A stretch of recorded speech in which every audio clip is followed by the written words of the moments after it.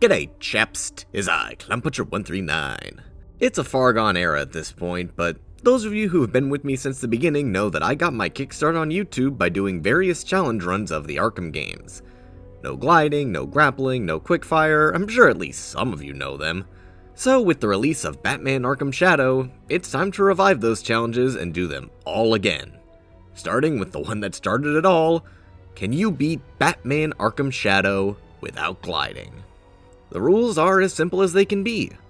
I must beat the entirety of Batman Arkham Shadow without ever grabbing both sides of Batman's cape to slow his descent.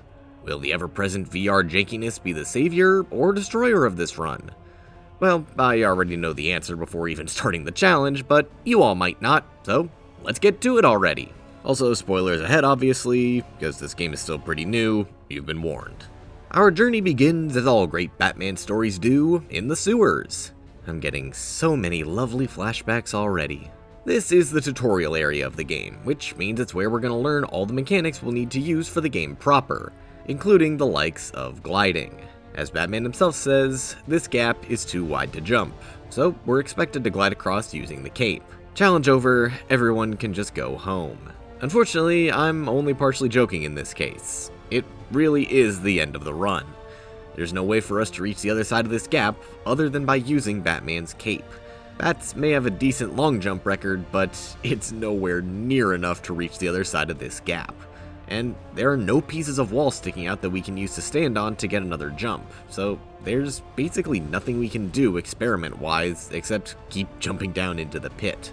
There is one strategy I did try implementing here, which will be used much more effectively later in the run, but is ultimately of no use here. That being the IRL walk. VR is really weird about the player moving around in their own space, in that when you do so, your character moves as well. So if I step all the way to my back wall in the real world, Batman will move in the game world as well.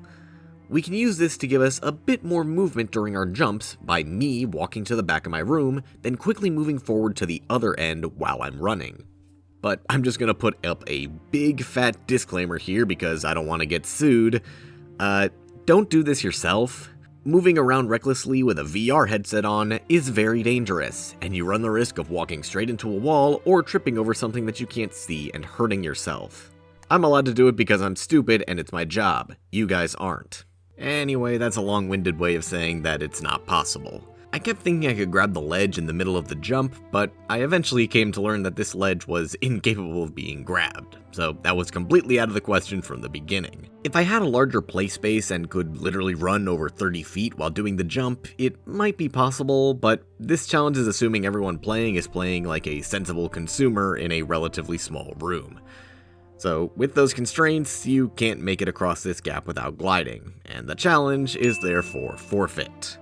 But, as we always do, we must continue to see if our escapades can make it through the rest of the game.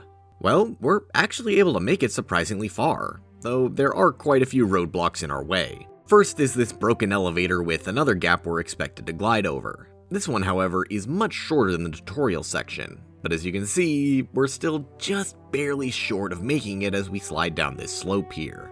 But if you've been paying attention, you know we've already got a solution. Take a real-life step back, run and jump, and while Batman is mid-air, take a few steps forward to the edge of your boundary to make Batman jump even farther than was otherwise possible. This is just enough to make it to the platform and continue on without gliding. But again, we don't continue for long as we make our way to the hostages, where we're expected to perform our first glide kick against the enemies guarding them and then engage in combat. In fact, the game is so set on us doing that it won't even let us off the gargoyle any other way. Except for one. There just so happens to be one enemy a little bit nearer to the vantage point that's actually close enough to be punched. So, punch. This will immediately send Batman to the ground and engage you in the combat encounter, but will also break the game a bit. You're very much expected to perform the glide kick, so much so that not doing it puts you in a soft lock where you can't do anything except grapple back up to the vantage point.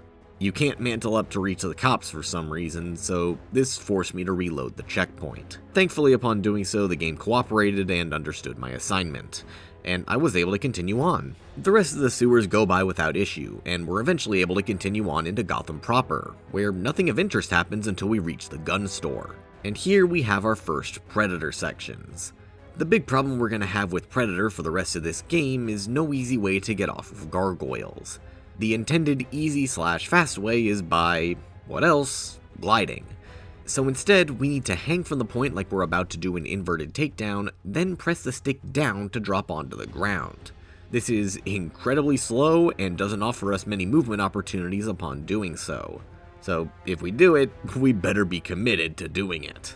Thankfully, this Predator section is no big deal. It's only 3 enemies, which are very easy to take out with a bunch of inverted takedowns. Like I said in my review, these things got a serious range buff, so we'll be using them almost constantly throughout the game.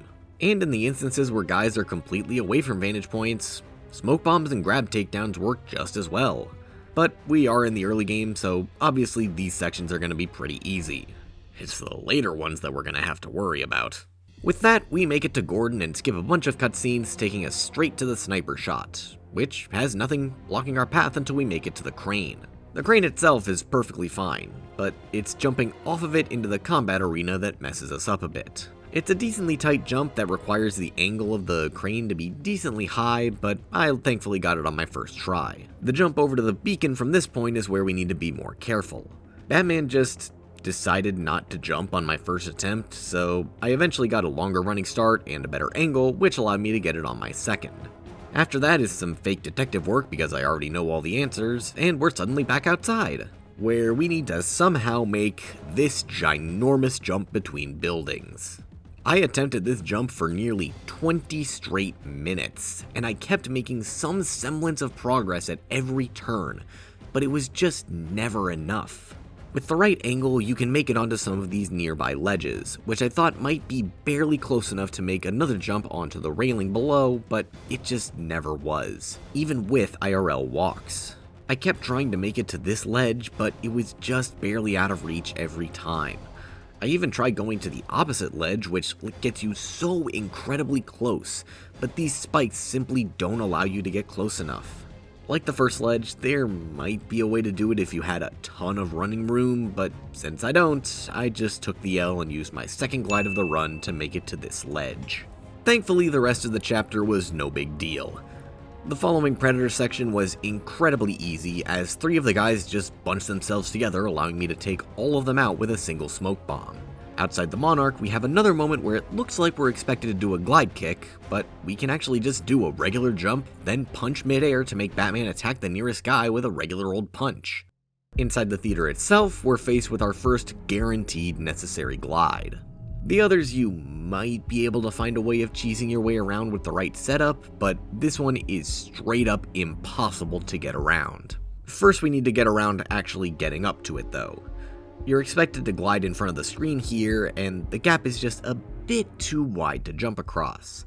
But you can actually completely skip it by just grappling up here with the correct angle. But when we make it to the screen, we're expected to glide through it. So much so that the game actually stops you from going anywhere else except through the screen with a glide kick. You literally can't move anymore once you reach this point unless you go through with a glide kick. So any attempt at experimenting has been completely thwarted.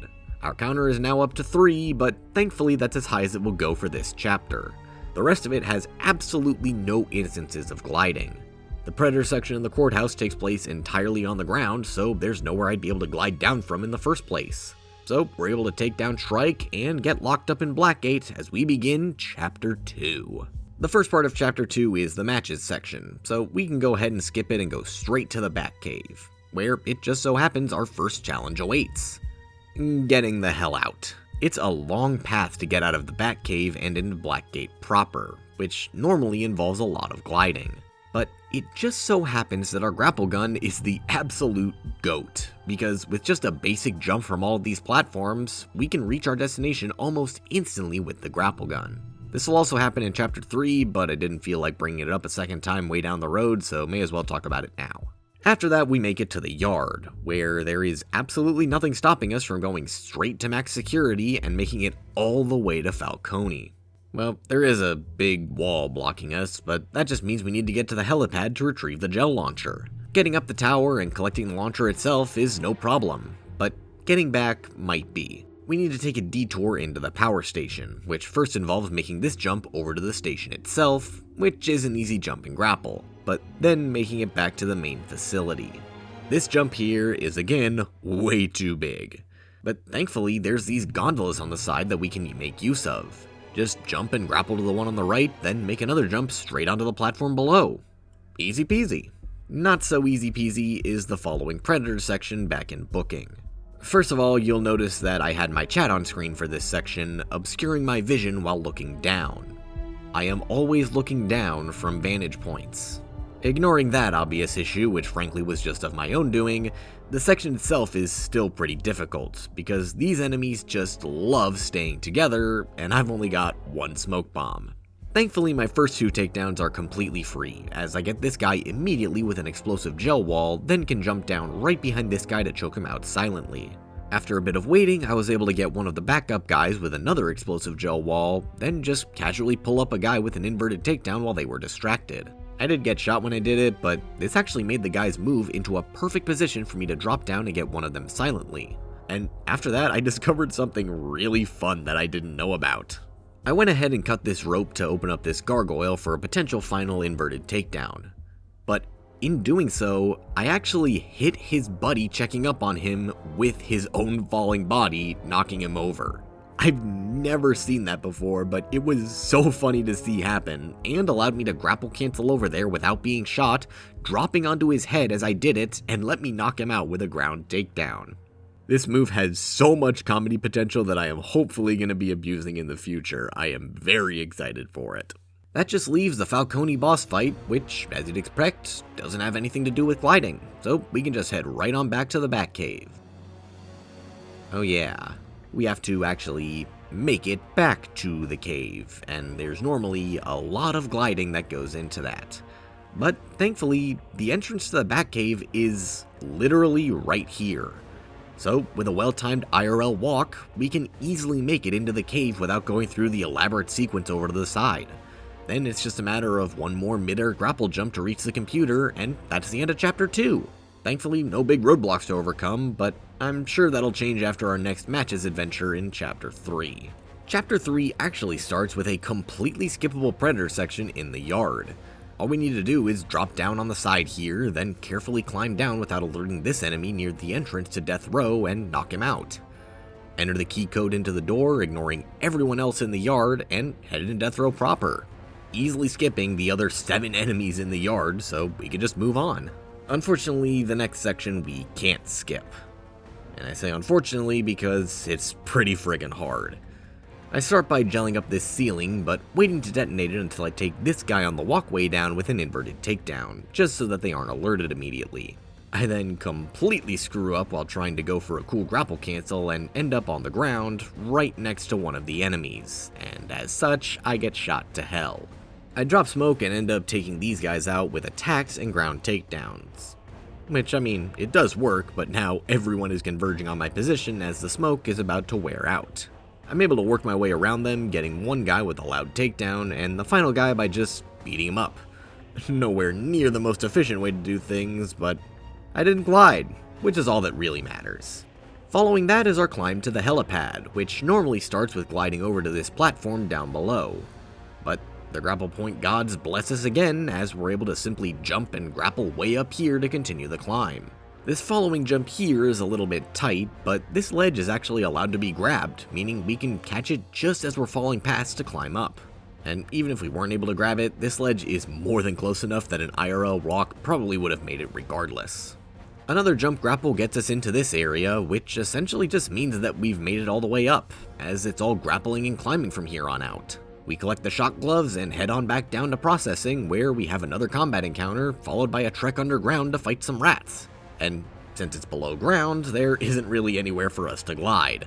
So we go completely unopposed all the way through the rest of this area until we exit Death Row. But upon exiting back out into the yard, we're confronted with another Predator section. But this is another one that we can almost completely skip. All we need to do is take out the snipers, which is incredibly easy thanks to the fact that we can grapple, then wait by the administration door until it opens. It's a little bit more difficult without gliding, since you gotta fall down after taking out the other sniper, but it's more than doable, allowing us access to Bolton's office. And after skipping some cutscenes, we're prompted to drop a smoke bomb and jump out a window we're expected to glide out of. But, I don't really want to do that, so I just let Batman fall to his death and respawn on the cliff sides because that's much easier. Yeah, the game isn't just gonna respawn us in Bolton's office if we fail, why would it? It makes my job much easier by just putting us on the cliffs, so thank you, game. And if you remember from Chapter 2, it's as simple as walking back to the shipping yard and doing an IRL walk off this platform to make it to the Batcave, where we're able to finish the chapter. Yeah, we got the Bolton fight, but we do that as matches, so it doesn't impact this challenge in the slightest. Chapter 4, though, is going to be the biggest challenge we've come across.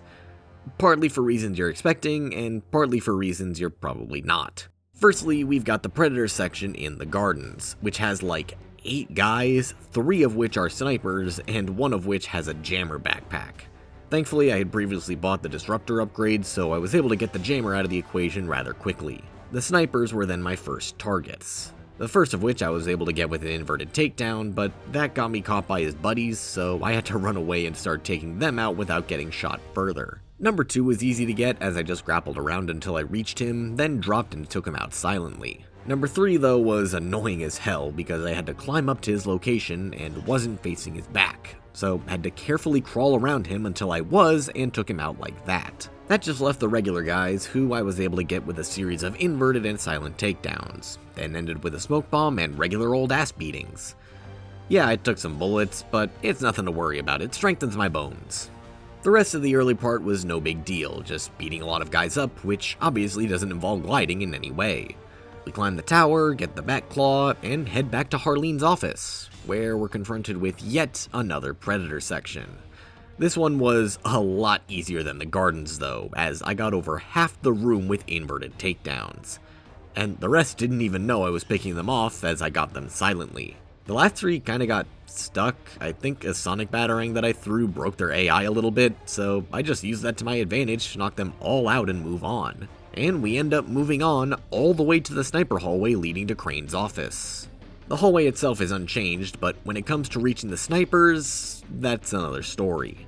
When you exit this grate, you're plopped right onto a vantage point, which is not good because I don't think they ever intended for you to hang from this one. But you surprisingly can, so you drop down and the grapple point to the towers pops up almost immediately, so you can just grapple up there and take down the snipers. Unfortunately, doing so does not give us a way into the preceding room, where we're expected to glide kick through the window and start another combat encounter. And like the one in the theater, there is no way around this. The doors leading into this room are limpet locked, meaning you're not getting in any other way. So after a long time of success, we're forced to glide into this window to continue the game. And unfortunately, where we continue is into this game's Scarecrow section, which are essentially this game's demon trials. Yeah, we're about to be adding a lot of glides to our counter. We can thankfully skip the first intended glide due to a very generous grapple point, but when it comes to the rest, there's just absolutely no way. These platforms have massive chasms between them that are just way too far to reach with anything other than gliding. And if you think these buildings nearby would provide some leniency, think again. They act as completely untouchable barriers that will immediately push Batman away if he tries to climb on them. So they're completely out of the question. You'd think at least these horizontal ones would allow you to stand on them, but nope. They actually push you and damage you, a lot, so just don't touch them at all or else you'll die. So that makes one glide to reach this small platform, another glide after beating up the shadow spawns in this platform, and yet another glide to reach the courthouse, literally doubling our glide total in the span of a single section. Thankfully, the Shadow Batman fight is nothing to talk about, nor is our return to the Batcave, so we can move on to Chapter 5, The Day of Wrath.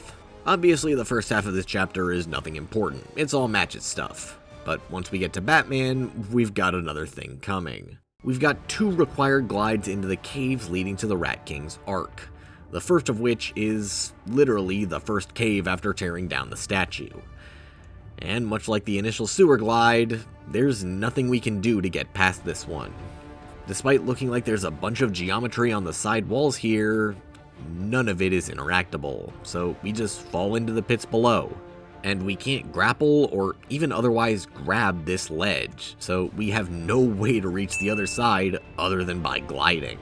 And the following room doesn't treat us much better, as we have yet another seemingly small jump that we need to make, which we can only make with gliding. Batman just, for some reason, doesn't like jumping in this area.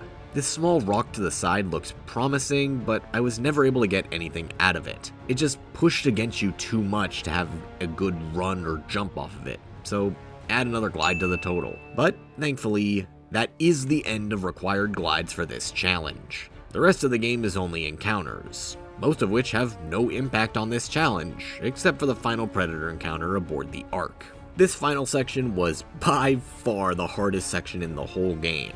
I died on it 3 times and it took a lot of experimenting. The main problem behind it is the fact that there's nowhere to hide except for the vantage points, and the points themselves are so spread out that you can almost never reach guys nearby for inverted takedowns. There's also the fact that there are 2 snipers on the end watching over the entire field, which are impossible to access without gliding down to them or literally getting right in their faces and being shot to hell. So I kinda just fucked around and found out until I won. Yeah, I didn't go in with a strategy or anything. I just took guys down until it worked. Tried disrupting a few things every now and again, and eventually I just happened to make it work. This is just a really difficult section, so yeah, I still almost died on the winning attempt, but hey, I was still able to get it without gliding, and that right there is the end of the challenge. And we end with a grand total of 9 necessary glides, which is a lot more than every other game. This was certainly a nice blast from the past, but was overall a pretty inconsequential challenge. Gliding was never a major mechanic of Arkham Asylum, and since this game's entire design philosophy was that of Arkham Asylum, it makes sense why this wouldn't be all too big of a shift. Now, the other challenges I have for this game, those will certainly be something to contend with. But until I inevitably decide to torture myself with those, please do all the YouTube stuff, because the GCPD sewers are calling me back. Thanks for watching, and I'll see you later, chaps.